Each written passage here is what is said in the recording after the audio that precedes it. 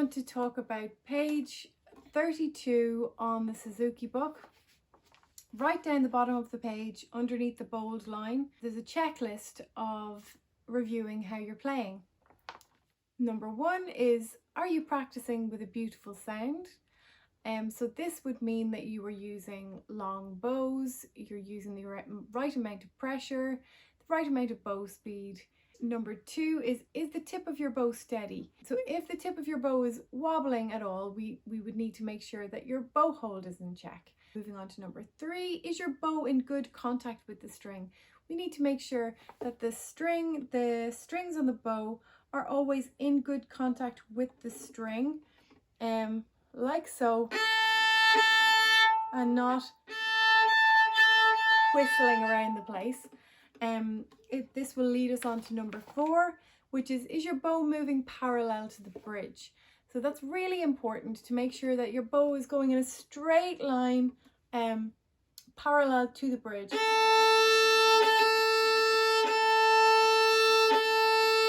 It makes a huge difference to the sound, because if your bow is going crooked, then it means that your elbow is coming out here and we're getting this, and your tone in the violin is produced by making sure that your bow hair has really good contact with the string, and also that it's very focused and straight. Okay, straight bow. Is the scroll of the violin parallel to the floor? This is to make sure that we are holding our violin up here. The whole violin here is actually parallel. It's running along the same line as the floor. Okay, so if we're playing like this is not going to help. And if we're playing like this is going to be too high. So there's somewhere in the middle, which is usually the violin is just parallel to the floor. Are you avoiding tension in the left hand? This is a big one. There are so many different things that can happen with the left hand.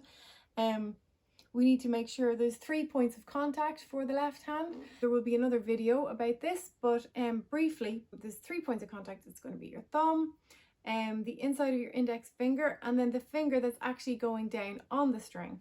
So we just need to make sure that all those points of contact are not tense and tight. They need to be able to glide up and down the fingerboard, and also allow for the fingers to have free movement, because if your hand is really tight, then you're restricting the amount of movement that these little fingers can make, and really they need to be able to just go down like little hammers really easily. So keep this hand relaxed, okay, and up as far as from the wrist all the way down to the elbow, up to the shoulder. I can't say that enough. Also, we need to make sure in the tension, making sure that we're not tense. Another way that we could be tense is that we do need to have a neutral line, like here, not straight, like tense straight, but it just needs to be like, if you were to hold your hand up like this, just naturally holding your hand up like this, that really is the way that it should be on the violin. Not out like this, and definitely not up like this.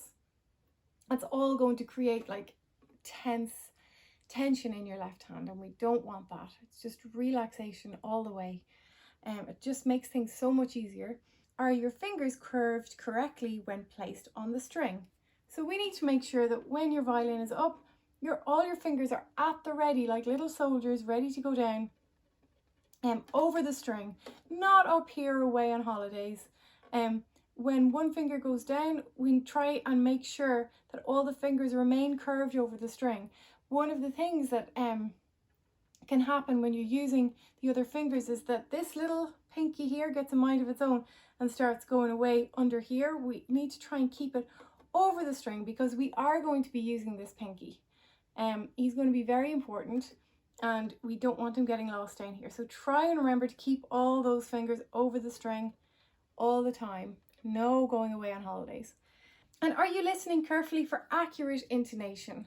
And what that means is making sure that each note is in tune, and that is why we use the stickers on the violin, to make sure that your fingers are going down in the right spots to create the right sound. And if your fingers are slightly off the stickers, then it's not going to sound in tune, it's going to sound out of tune.